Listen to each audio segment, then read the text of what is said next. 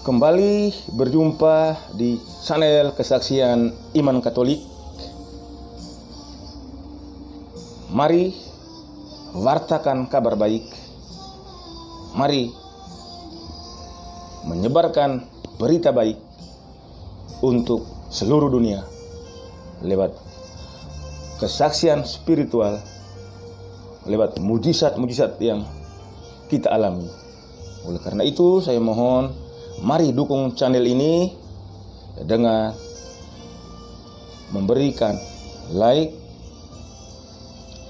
subscribe, atau bagikan channel ini agar makin banyak orang percaya bahwa mujizat itu nyata. Terima kasih.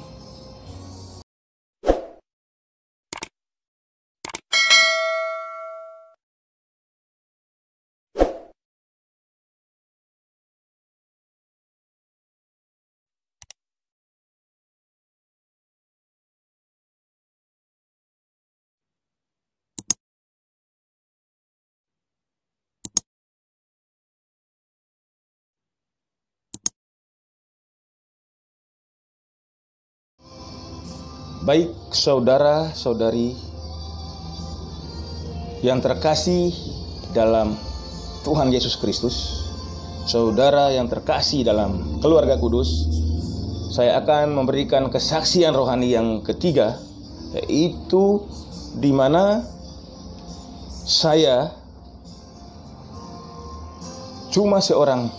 pekerjaan saya cuma seorang satpam dengan gaji saya cuma 2 juta. Saya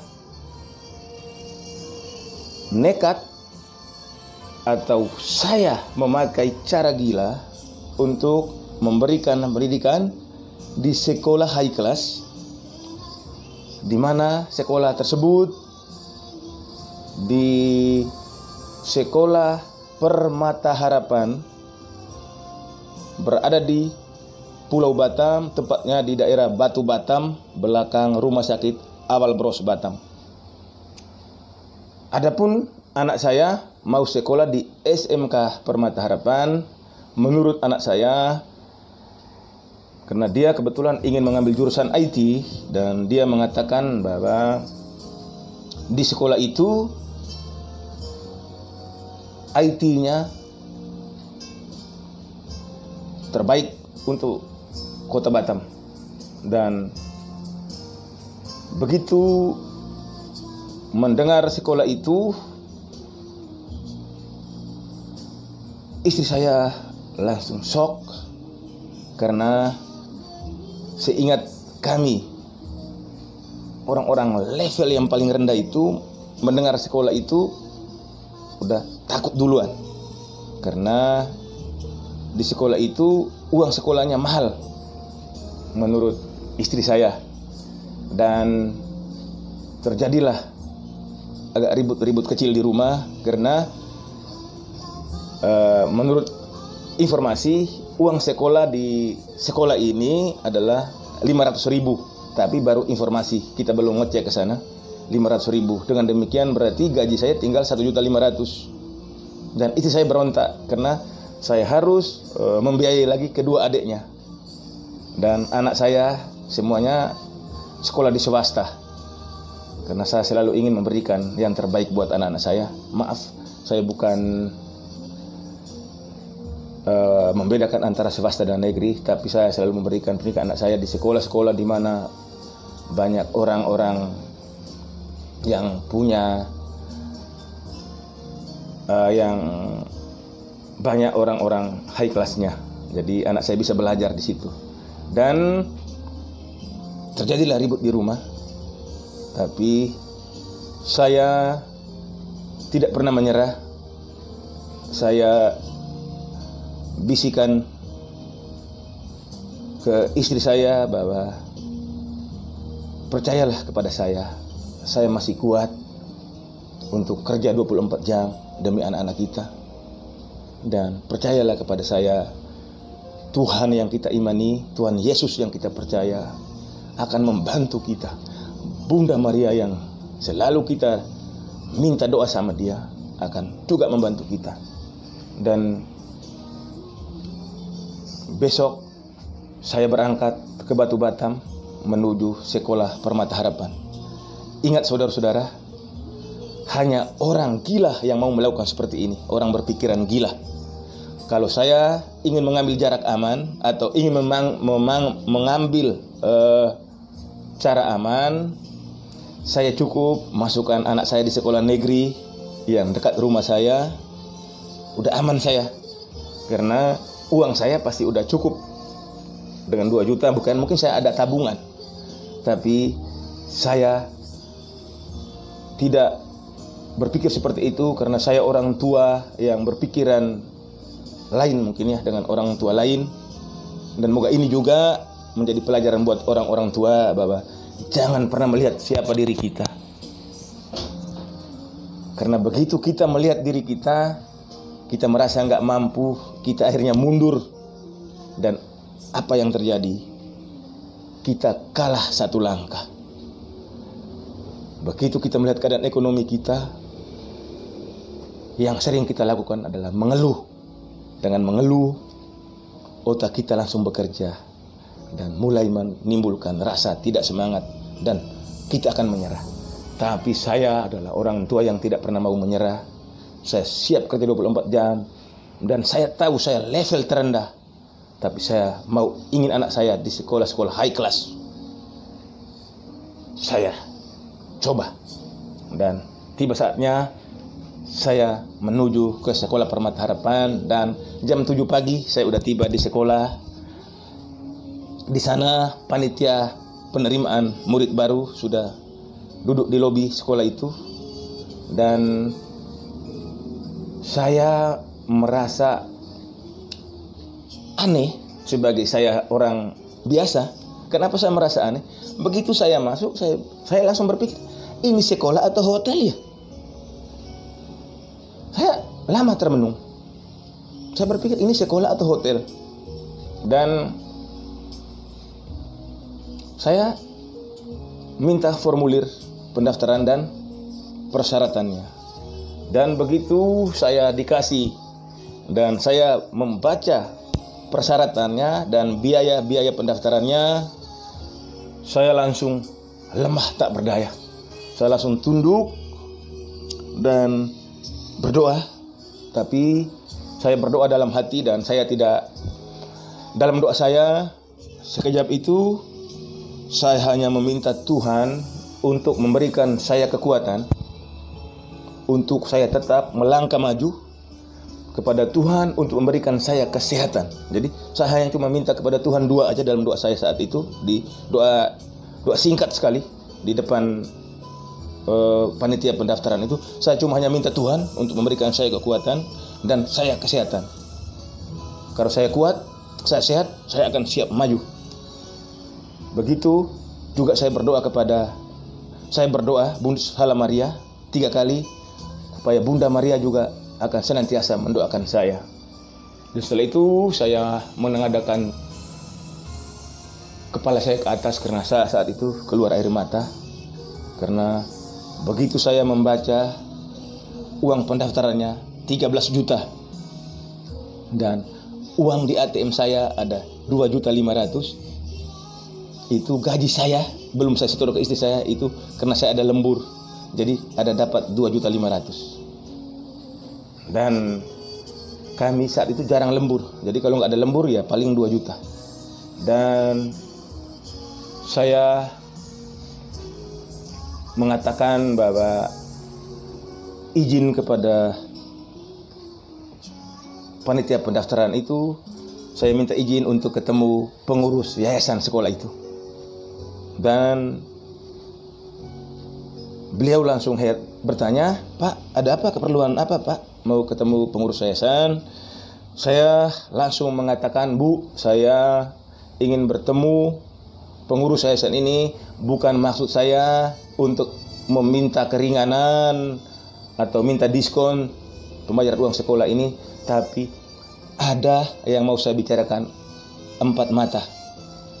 Dan beliau mengatakan, "Sebentar ya Pak, saya akan hubungi." Dan setelah dihubungi, ketua yayasan atau pengurus yayasan itu mau menemui saya Dan akhirnya saya masuk ke ruangannya, kami bertemu dan saya perkenalkan, nama saya Karel dan saya pekerjaan saya hanya seorang security dengan gaji 2.500.000 dan saya memakai jurus gila untuk sekolahkan anak saya di sini karena saya lihat sekolah di sini seperti hotel dan uang sekolahnya cukup mahal, 500.000 satu bulan. Jadi saya minta untuk mengangsur uang pendaftaran ini. Terserah kebijakan dari Bapak, saya mengangsur selama berapa lama. Dan beliau mengatakan, bisa, Bapak boleh angsur 1 tahun. Dan langsung Tuhan ikut campur saat itu. Dan saya angsur 1 tahun.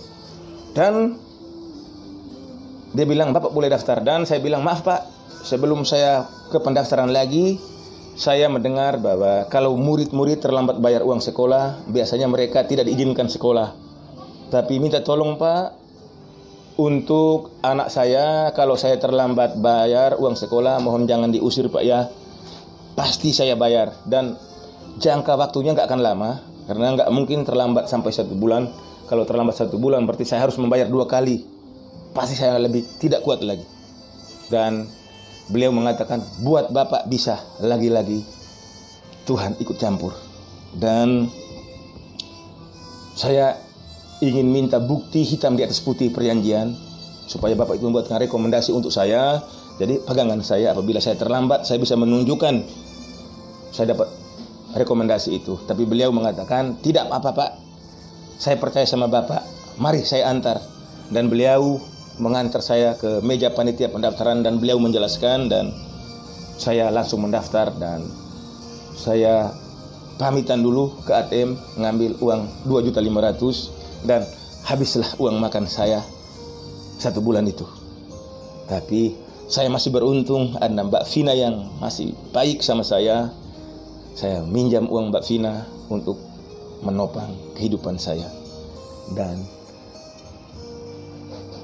pendaftaran udah selesai, yang sekarang adalah timbul masalah sama saya, di mana saya harus menyisikan 1 bulannya untuk sekolah anak saya saja, yaitu 1.800.000, berarti uang saya tinggal 200.000. Bayangkan saudara-saudara, karena saya harus membayar uang sekolah 500.000, membayar angsuran uang pendaftaran atau uang masuk 1 juta dan tambah 300.000 uang transportasi dan uang jajan anak saya. Dan uang jajan anak saya juga cuma 2.000. Kalau ditambah pasti akan nambah, bukan hanya 300.000. Jadi udah dikalkulasikan dengan transportasinya dan ditambah uang jajannya 2.000 sehari, jadi totalnya 300.000. Jadi saya harus keluarkan tiap bulannya 1.800.000. Dengan demikian saya akan bawa pulang ke rumah 200.000. Bagaimana saya harus keluarkan 300.000 lagi, berarti minus 100.000 untuk biaya sekolah kedua adiknya. Bayangkan. Tapi saya selalu minta kepada Tuhan akan memberikan saya kekuatan. Segala pekerjaan saya lakukan untuk bisa memberikan yang terbaik buat anak saya. Saya ngojek, saya jadi penagih utang, tapi saya adalah penagih utang yang bertuhan. Jadi saya tidak lama menjalankan ini, karena jadi penagih utang adalah harus jadi raja tega.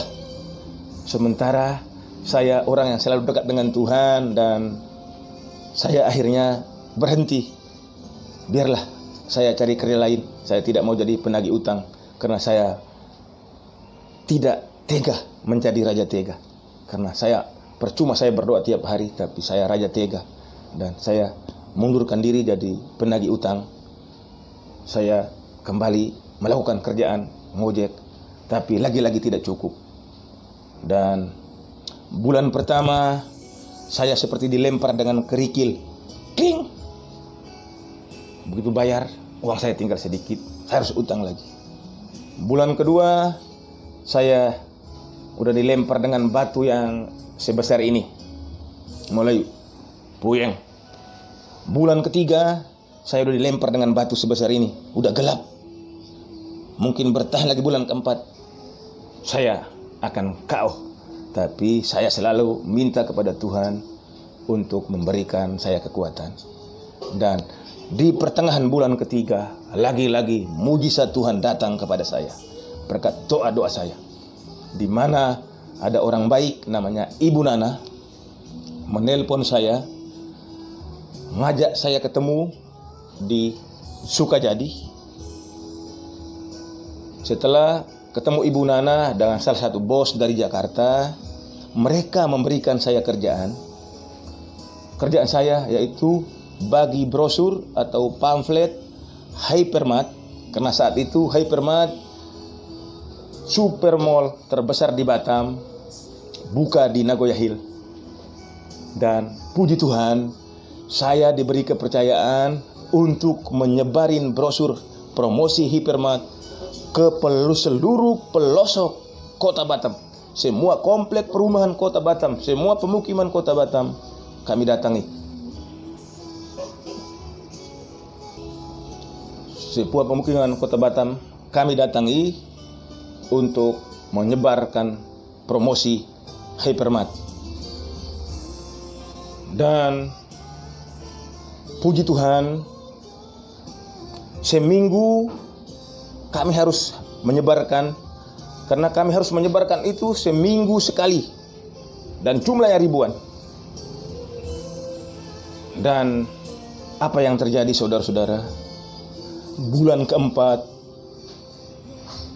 saya langsung melunaskan uang pendaftaran anak saya, dan juga saya langsung membayar uang sekolah anak saya. Dan bulan keempat itulah saya mendapat mujizat yang luar biasa dari Tuhan, bahwa saya diberikan pekerjaan yang tidak saya duga, tidak saya sangka. Saya bisa melunaskan utang saya, dan tadinya saya udah hampir KO. Kembali saya mendapat kekuatan dari Tuhan berkat doa-doa. Ingat, Tuhan Yesus sungguh luar biasa. Walaupun dia tidak kelihatan, tapi dia akan memberikan kamu mujizat. Bunda Maria juga sungguh luar biasa. Walaupun juga dia tidak kelihatan, tapi apabila kamu minta doa Bunda Maria, tentunya doamu akan diberkati, akan dikabulkan oleh putranya sendiri. Ingat, mujizat pertama, Yesus mengubah air menjadi anggur di sebuah pesta di Kanaan, adalah permintaan bundanya. Maka jangan lupa, mintalah doa kepada bundanya, Bunda Maria. Dia akan memberikan, dia akan meminta kepada putranya untuk mengabulkan doa kita. Dan puji Tuhan, di bulan keempat, saya yang tadinya udah mau KO, saya kembali segar bekas mujizat ini. Dan saya langsung melunaskan utang saya. Dan puji Tuhan, dari Hypermart itu saya dikasih waktu selama 4 bulan untuk membagikan itu. Dan dalam 1 minggu saja saya kerja itu hampir sama, atau juga mungkin bisa melebihi gaji saya 1 bulan di tempat kerja saya. Anda bayangkan, itu udah saya bagi kepada tim-tim yang bekerja untuk saya. Dan saya masih bawa pulang lebih kurang 3 kali gaji saya dalam 1 minggu. Sungguh luar biasa Tuhan. Dan tadinya saya harusnya udah KO. Tuhan memberikan saya rezeki yang luar biasa selama 4 bulan. Bayangkan, dalam seminggu, 1 bulan udah ada 2 minggu, 1 bulan ada 4 minggu. Bayangkan, 4 minggu, 4 minggu, 4 minggu, 4 minggu. 1 minggu saja penghasilan saya lebih 3 kali lipat dari gaji saya 1 bulan. Sungguh luar biasa saudara-saudara. Dan sejak saat itu saya tidak mengalami kekurangan walaupun cuma 4 bulan, sampai dengan anak saya menamatkan pendidikannya di SMK Permata Harapan. Dan saat perpisahan itu semua orang tua wali murid, semua anak-anaknya dipanggil, dan kami di aula sekolah itu dibuatlah acara syukuran perpisahan anak-anak. Dan saya tidak menyangka bahwa saya tiba-tiba kaget saya dipanggil untuk memberikan sepatah dua kata mewakili orang tua murid. Padahal di sana banyak sekali orang-orang berduit, orang-orang high class yang ada di sana. Tapi saya cuma hanya pakai baju kaos dan celana security. Saya dipanggil untuk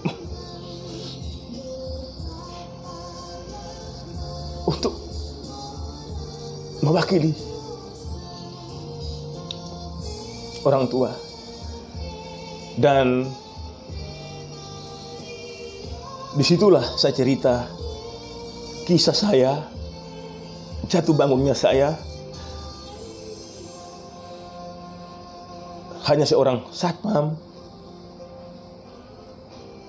yang bisa berada di tempat high class ini. Karena sekali lagi saya bilang, saya melihat siapa diri saya. Kalau saya melihat siapa diri saya, tentunya saya akan angkat tangan. Karena hanya orang gila yang mau nekat seperti saya ini. Tapi sekali lagi saya bilang kepada Bapak Ibu semua, bahwa apabila kamu mengalami kesulitan, jangan melihat kamu. Karena begitu kamu melihat kesulitan kamu pasti akan menyerah. Sebagai manusia lemah, kamu pasti akan menyerah. Karena kamu pasti nggak akan sanggup. Begitu juga saya. Kalau saya melihat diri saya pasti akan mencari jalan aman. Ngapain saya pusing-pusing? Masih ada sekolah lain yang gratis. Tapi saya tidak mau melakukan itu. Karena saya yakin Tuhan akan menolong saya. Dan semua pengorbanan saya ini tidak sia-sia. Dan saat itu setelah saya menjelaskan, mengucapkan syukur terima kasih pada ketua yayasan, pengurus yayasan yang udah memberikan saya keringanan, sontak saya nggak menyangka, saya lihat banyak sekali yang menangis mendengar kisah saya. Dan mereka heran bahwa masih ada, kok bisa bapak itu cuma satpam sekolahkan anaknya di sini. Saya tetap percaya diri karena Tuhan ada di samping saya. Dan lagi-lagi saya mendapat mujizat yang luar biasa. Dan masih banyak rentetan mujizat yang saya dapat. Ingat, saya begitu mudah mengalami suatu mujizat karena doa saya. Ingat, berdoalah kepada Tuhan agar diberikan kamu kekuatan untuk bisa menghadapi situasi kesulitan apapun. Mintalah kekuatan. Jangan lupa juga berdoa kepada Bunda Maria, Sang Penolong ajaib. Masih banyak kisah saya di mana saya harus memohon dipecat untuk memberikan pendidikan ke anak saya ke level sekolah kuliahan di tempat elit kuliahnya juga di Yogyakarta. Tapi lagi-lagi Tuhan hadir memberikan saya mujizat. Begitu saya dipecat, lagi-lagi mujizat datang. Anak saya mendapat beasiswa. Masih banyak rentetan mujizat saya. Seperti saya mudah membalikkan telapak tangan. Semua karena doa. Saksikan terus. Karena durasi waktunya terlalu panjang. Dan saya akan terus menceritakan peristiwa ini. Agar orang lebih banyak mengenal Yesus. Orang lebih banyak mengenal Bunda Maria. Ingat saudara-saudariku yang seiman, bahwa apapun masalahmu, apapun beban hidupmu, berdoalah. Berdoalah, curhatlah kepada Tuhan. Jangan curhat kepada tetanggamu. Syukur-syukur tetanggamu orang baik, dia ikut mendoakan kamu. Tapi kalau dia orang gak baik, dia akan menyumpahi kamu di belakang. Mampuslah kau. Syukuri.